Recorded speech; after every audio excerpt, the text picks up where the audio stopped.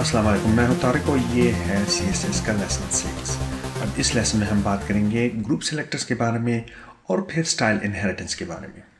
इन दो चीज़ों के बारे में बात करने से पहले हमें चाहिए कि थोड़ा सा अपना जो हमारा index.html है, जो कि हमारा टेम्पलेट है, उसको ज़रा टाइट अप कर लें। आप इस पॉइंट पे जो है ना, इस वीडियो को आप पॉज कर सकते हैं और जो कोड यहाँ पे लिखे हुए हैं उसको हूबहू इसी तरह आप जो है वहाँ पे जाके index.html में बिल्कुल रैपर के नीचे आप इसको लिख लें। ये रैपर बना हुआ है और रैपर के बिल्कुल नीचे, जो कि रैपर जहाँ पे ख़त्म हो रहा है, आप दो स्पेसेस दे दें और वहाँ पे जो है ना वो कोड आप लगा लें। ये मैंने डायरेक्टली इसको पेस्ट कर दिया है और वहाँ पे जाके आपके पास अब हैडर और हैश साइड बार आ गए। ये बिल्कुल उसके कंटेंट के बिल्कुल ऊपर है, इसलिए कि मैं उसको उसी फ्लो में रखना चाहता हूँ जैसे कि नेचुरल फ्लो में वो पहले से थे।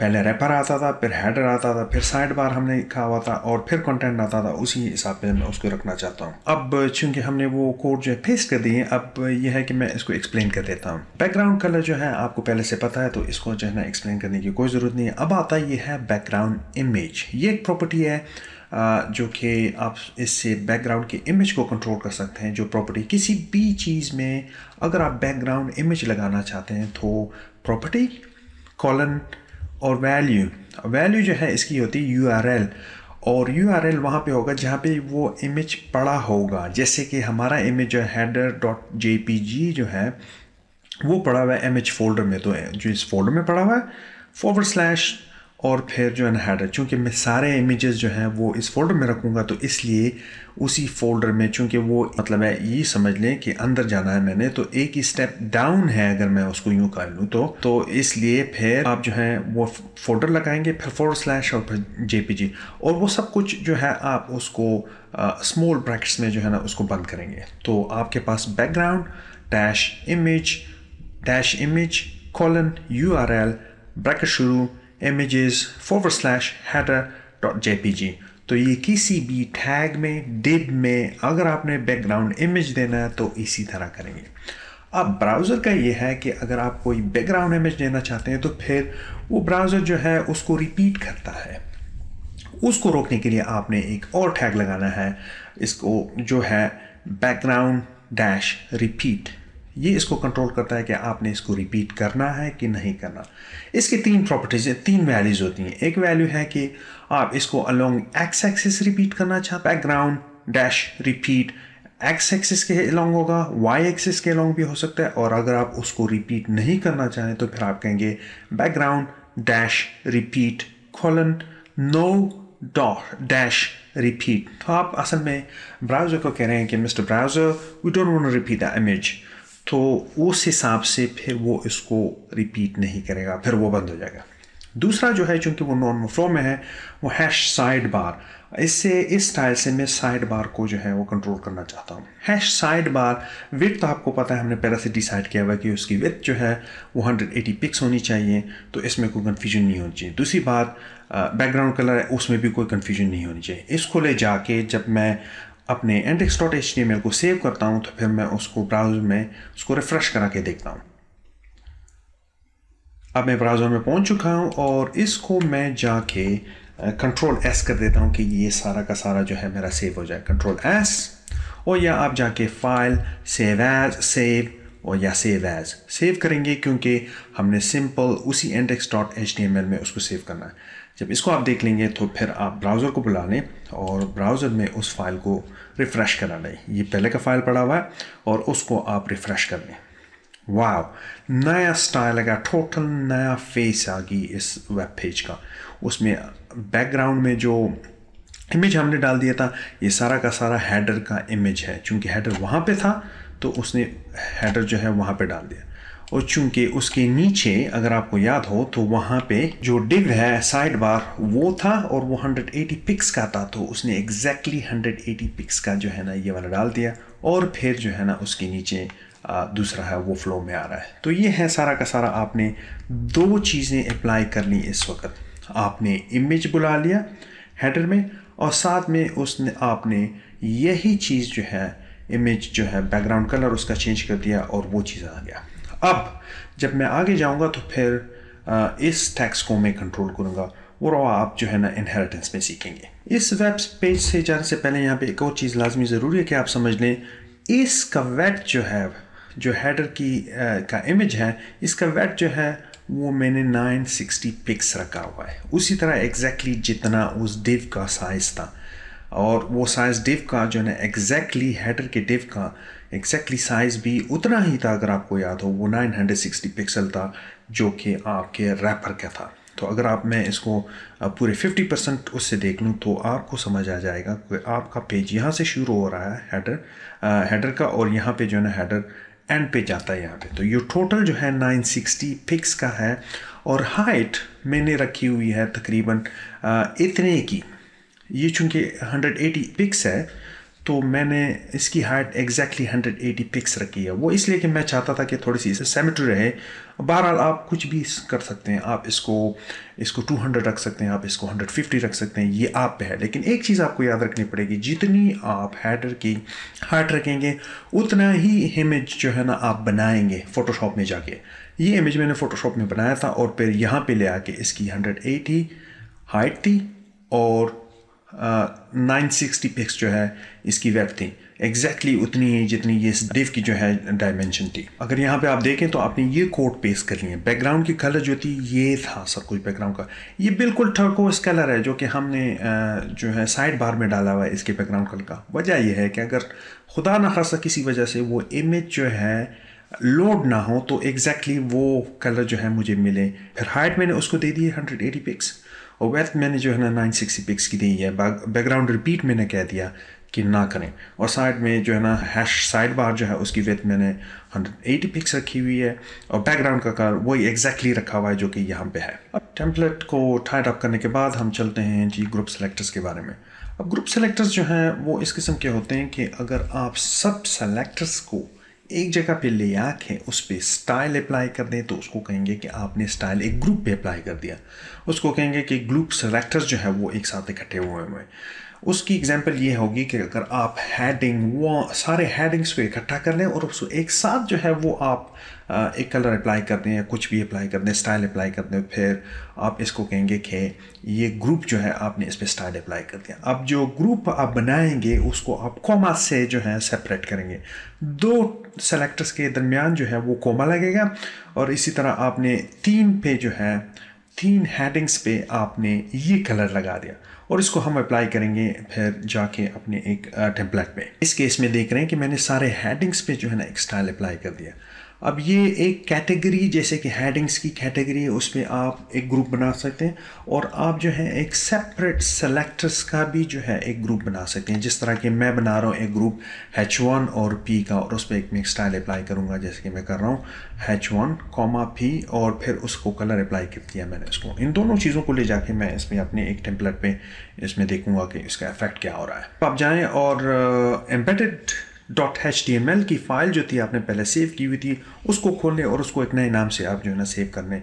उसको नाम दे दें grouping1.html। तो मैं जाता हूँ एडिटर में और वहाँ पे मैं इसको खोल लेता हूँ।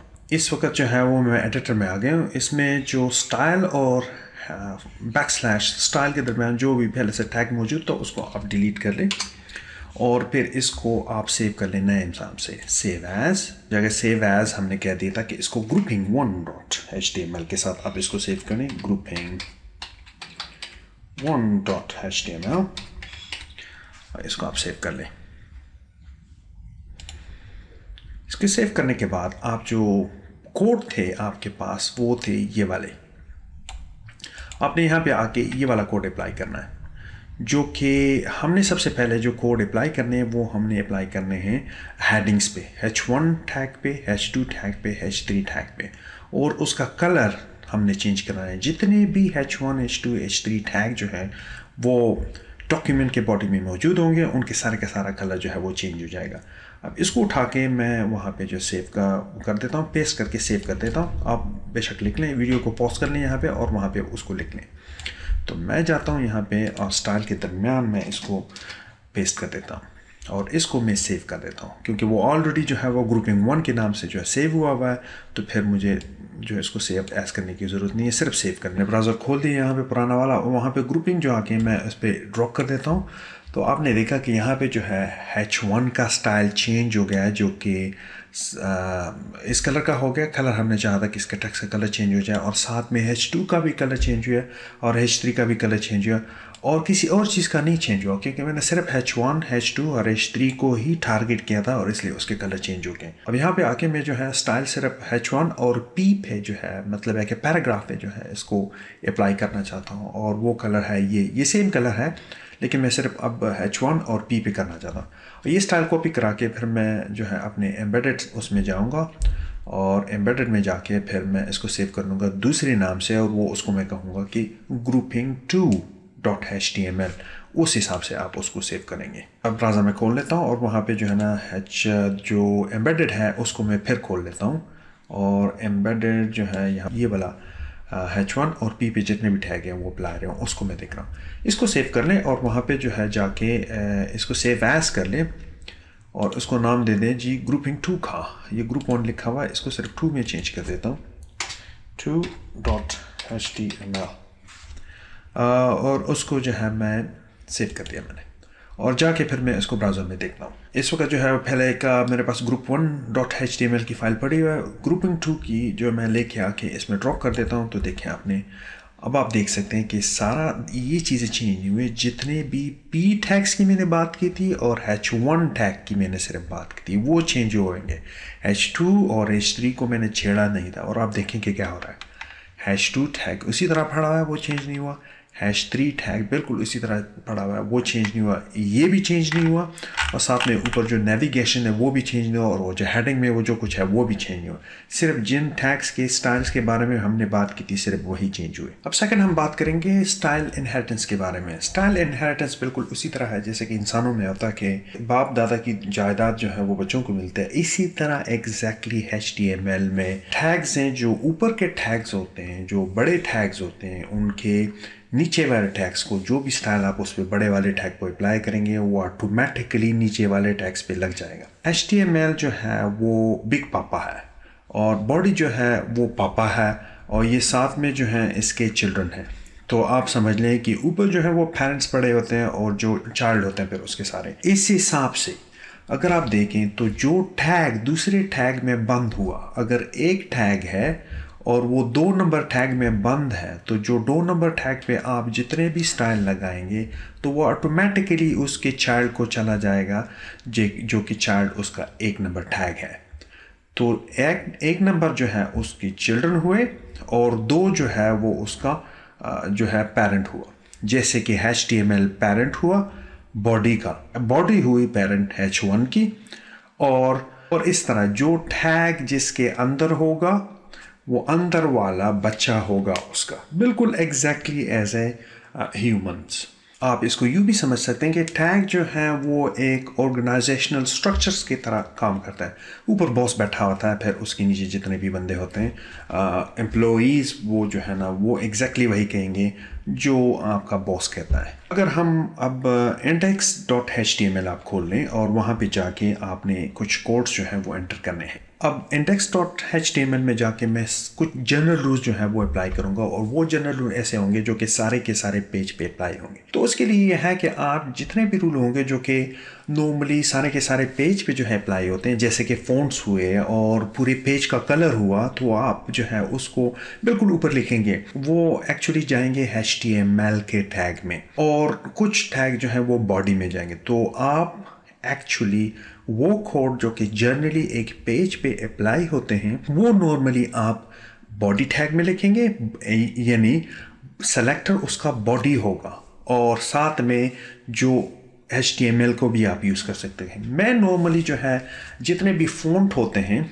वो मैं HTML में उसके सेलेक्टर में लिखता हूँ, और जो दूसरे और फ़ॉन्ट के साथ रिलेटेड प्रॉपर्टीज होती हैं मैं उसको डिवाइड करके फिर बॉडी में लिखता हूँ। जैसे कि यहाँ पे लिखा गया HTML में मैं डिफ़ाइन कर रहा हूँ कि फ़ॉन्ट जो है वो एक आप स्मॉल फ़ॉन्ट यूज़ करें, और उसकी हाइट जो होगी, लाइन हाइट जो है वो 1.5 है। ये कॉम्पैक्ट फॉर्म में मैंने लिखा हुआ है जैसे मैंने पहले बता दिया था, small/1.5।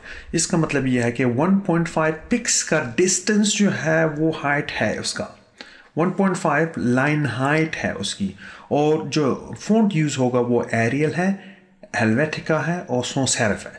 मतलब यह है कि ये तीनों फ़ॉन्ट में से कोई फ़ॉन्ट, ये फ़ॉन्ट फैमिली मैंने अप्लाई करी, तो वो नॉर्मली फ़ॉन्ट फैमिली और उसका साइज़ मैं HTML में रेफ़र करता हूँ। और दूसरे जो बॉडी के टैग, बॉडी में मैं वो लिखता हूँ, उसके फ़ॉन्ट के साइज़ लिखता हूँ। नॉर्मली फ़ॉन्ट का साइज़ 100% होता है, लेकिन उसको मैं रिड्यूस कर देता हूँ 98 में, 95 में भी आप कर सकते हैं, वो थोड़ा सा अच्छा लगता है पर वहाँ पे जाके वेब पेज में।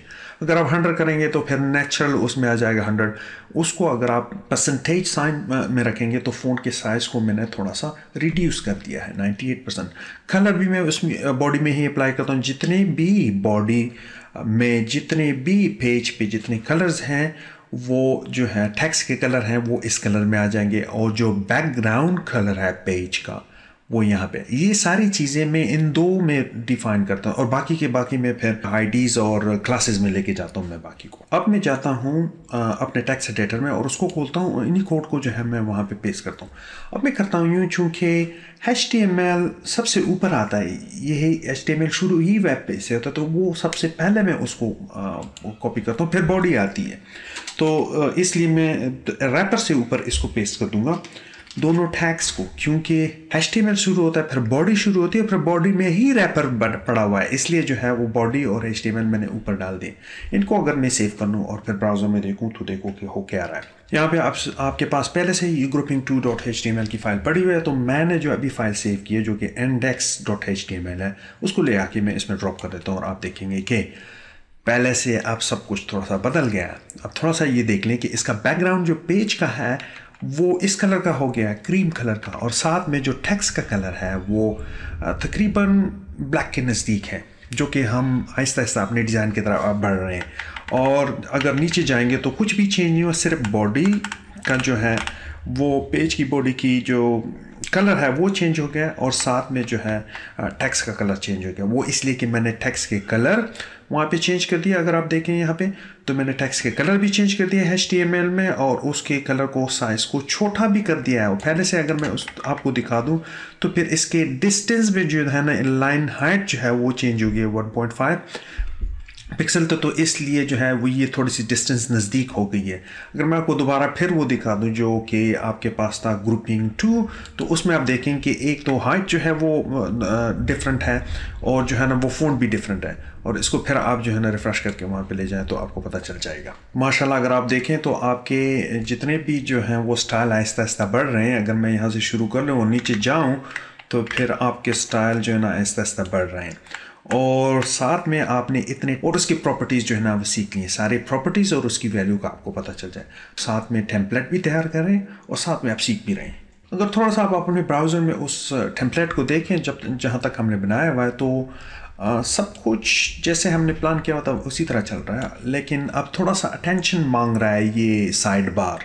इसको थोड़ा सा हम अब टारगेट करेंगे और इसके कोड्स को लेंगे, और हम असल में चाहते हैं, और इसके साथ एक चीज़ भी आप सीखेंगे तो कि ये टेक्स्ट का कलर हम एक्चुअली चेंज करना चाहते हैं, ये वाला टेक्स्ट का कलर। तो सबसे पहले आप जाएं और टेक्स्ट एडिटर को खोल लें। अब तक हमारे पास टेक्स्ट एडिटर में इतने कोड्स आ गए हैं, क्योंकि साइड बार का कोड यहाँ पे है, अगर आपने देखा हो तो ये है साइड बार का कोड।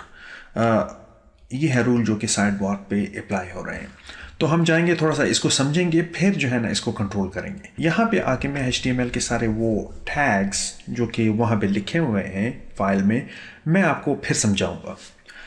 आपके पास जो है एक साइड बार बना हुआ है, जैसे आपको यहाँ पे नज़र आ रहा है, वो एक div में बंद है। div id equal side bar जो कि /div के साथ बंद है। वो ये पूरा का पूरा बॉक्स जो बन रहा है फ़िलहाल, अभी तो हमने उसको कलर भी दे दिया, लेकिन वैसे मैं बता रहा हूँ कि ये मतलब दिखाने के लिए अपने में किया हुआ था। अब ये है कि ये अनऑर्डर लिस्ट उसमें पड़ा हुआ है, जो कि एक नेविगेशन है होम की, जो कि स्टार्ट हो रही है यहाँ से होम का, फिर पाक तालीम हिस्ट्री है, फिर अबाउट अस है, फिर जो है वो नेविगेशन बार आपका ख़त्म हो रहा है कॉन्टैक्ट अस के बाद, फिर नीचे एक पैराग्राफ बना है, और वो सारा का सारा जो है ना div में बना हुआ है। अब मैं ये करना चाहता हूँ कि मैं इसको टारगेट करना चाहता हूँ, सिर्फ स्पेसिफिकली इसको टारगेट करना चाहता हूँ, इनको मैं टारगेट नहीं करना चाहता। उनको मैं बाद में टारगेट करूँगा, लेकिन अभी से मैं उसकी आईडीज़ जो है वो बनाऊँगा। अब ये है कि अगर किसी चीज़ के अंदर एक आप div के अंदर आप किसी ख़ास, आपने div में एक आईडी दी हुई है, फिर उस आईडी के अंदर ख़ास एक चीज़ को आपने टारगेट रखना है, तो उसके लिए ये है कि आप उसको फर्दर आईडी दे दें, या उसको अगर वो ब्लॉक लेवल टैग है तो फिर उसी तरह छोड़ दें। चूँकि पैराग्राफ ब्लॉक लेवल टैग है और उसको हम कंट्रोल कर सकते हैं, तो इसलिए मैंने उसको इस तरह रखा हुआ है। लेकिन ये जो है लिस्ट आइटम्स, इसको मैं जो है कंट्रोल कर लूँगा एक स्पेसिफिक पर्पस के लिए, वो बाद में आपको समझ आ जाएगा। इसलिए मैं इनको आईडी दे रहा हूँ इंटरनली। इसको मैं चूंकि पूरे नेविगेशन बार को एट सेल्फ कंट्रोल करूंगा, चूंकि सारे के सारे को मैं कंट्रोल करूंगा, तो इसको मैंने आईडी इक्वल टू nav दे दिया, और इसको भी मैं कंट्रोल करूंगा। तो ये दोनों चीज़ें असल में अब अलग अलग हो गई हैं। इसकी आईडी अलग हो गई है और ये ब्लॉक लेवल टैग है, अपने आप से करता होता है इंटरनली। फिर लिस्ट आइटम जो है उनको मैं कंट्रोल करना चाहता हूँ। फर्दर ऑन सिर्फ मैं सबको नहीं कंट्रोल करूँगा, मैं इसको कंट्रोल करूँगा और इसको कंट्रोल करूँगा। तो इसलिए मैं इनको एक आईडी दे रहा हूँ, और आईडी इक्वल टू nav, चूँकि ये होम का है तो इसलिए मैंने अंडरस्कोर होम HOM दे दिया, और इसके लिए मैं सिर्फ कॉन लिख दूंगा, अंडरस्कोर कॉन, जो कि कॉन्टैक्ट से मैंने ले लिया। अब ये UL पूरा का पूरा, इससे मैं पुकारूंगा इसको nav से, और इसको मैं वैसे ही P से पुकार लूँगा। और उस कंसेप्ट के लिए ये है कि आप समझा दूँ जो कि लिखा हुआ है, यहाँ पे लिखा हुआ है hash side bar P start करली ब्रेसेस, फिर जो है कलर हैश ये वाला कलर, फिर करली ब्रेसेस बंद। अब यहाँ पे मैं इसको बता रहा हूँ कि जो P टैग है, ये P ब्लॉक लेवल टैग है जो कि अंदर पड़ा हुआ है हैश साइड बार में, उसको मैं टारगेट कर रहा हूँ और उसका कलर मैं चेंज कर रहा हूँ। तो जो भी टैग अंदर आपने किसी और आईडी के आपने उसको टारगेट करना है, तो फिर आप वो टैग जो है वो करली ब्रेसेस के नज़दीक होगा। फिर उसके बाद जैसे ही जू आप बाहर जाएंगे, फिर वो दूसरा वाला टैग लगेगा। फिर अगर और है उसके बाहर तो वो लगेगा। जैसे अगर ये साइड बार किसी और चीज़ के अंदर पड़ा हुआ होगा, तो फिर पहले P आएगा, फिर साइड बार आएगा, फिर वो वाला टैग जो पहले से ऊपर बाहर पड़ा हुआ है। तो मैं जो है एक्चुअली P को टारगेट करना चाहता हूँ, जो कि साइड बार में पड़ा हुआ है, और उसका कलर मैं चेंज करना चाहता हूँ। वैसे ये अगर मैं सिंपली P पे लगा दूँ, तो आपने देख लिया था कि सारे के सारे P जो इंटरनल पेज पे पड़े हैं वो सारे के सारे चेंज हो जाएंगे। मैं सिर्फ इसको चेंज करना चाहता हूँ, बल्कि सारे पेज को चेंज नहीं करना चाहता। तो इसलिए मैं हैश साइड बार में जो P पड़ा हुआ है उसको मैं टारगेट कर रहा हूँ, उसको चेंज कर। इसको कहेंगे आप कॉन्टेक्सचुअल सेलेक्टर्स। अगर आपने कॉन्टेक्सचुअल सेलेक्टर इसको कहेंगे, जब किसी ख़ास टारगेट को आपने इंटरनली जो है वो उसको टारगेट करना है, उसको कहेंगे कॉन्टेक्सचुअल सेलेक्टर। अब हम जाते हैं अपने टेक्स्ट एडिटर में, और ये कोड जो है वहाँ पे पेस्ट करते हैं। ये कोड मैं एग्जैक्टली जो है साइड बार के नीचे करना चाहता हूँ कि मैं 1-2 स्पेस दे के एक ऊपर चढ़ के फिर कंट्रोल V कर देता हूँ, और इसको थोड़ा सा मैं पीछे कर देता हूँ कि वो कोड जो है अच्छे नज़र आए। और इसको मैं कंट्रोल S के साथ सेव करके फिर ब्राउज़र में जब ब्राउज़र में लोड करूँगा तो थोड़ा सा मैं छोड़ूंगा उसको कि आप उसको ऑब्जर्व कर लें। फिर जैसे 1-2 सेकंड के लिए आप उसको ऑब्जर्व कर लें, तो फिर लेफ़्ट में जो साइड बार में P टैग का टेक्स्ट पड़ा हुआ है उसको आप देख लें कि उसको हो क्या रहा है। ये अब आपके पास ब्राउज़र नज़र आ रहा है। यहाँ पे जो है अब आप सारे ब्राउज़र को देख लें। इसके अंदर जो है यहाँ पे टेक्स्ट जो है ये वाला, ये इस कलर का है यहाँ पे इस वक्त। ये सारा कलर जो है यही है, क्योंकि हमने वो P पे ही सारा अप्लाई कर दिया। अगर आपने देखा होगा तो बॉडी में मैंने उसको बता दिए थे कि सारे के सारे P के जितने भी कलर हैं वो चेंज कर लें, इसलिए क्योंकि ये इसके डिसेंडेंट सेलेक्टर्स हैं सारे के सारे, तो वो सारे ले लेंगे। जिस तरह चूँकि ये इसका चाइल्ड है तो वो ले लेगा इसको। अब मैं इसको करना चाहता हूँ कॉन्टेक्सचुअल सेलेक्टर से, मैं इसको कंट्रोल करना चाहता हूँ। तो अब आप अपने ब्राउज़र को रिफ्रेश कर लें और देखिए बिल्कुल यहाँ पे हो रखा है।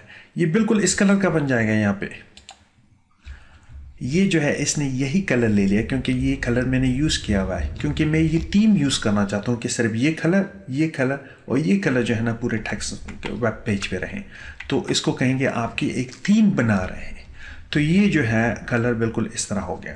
अब ये थे जो है ग्रुप सेलेक्टर्स और इनहेरिटेंस और चाइल्ड और पेरेंट रिलेशन आपने सीख लिया, और साथ में जो है ना हमने CSS का जो फाइल हमारी बन रही है आहिस्ता आहिस्ता HTML के अंदर एम्बेडेड स्टाइल शीट बन रही है। अब नेक्स्ट लेसन पे मिलेंगे, तब तक खुदा हाफिज़।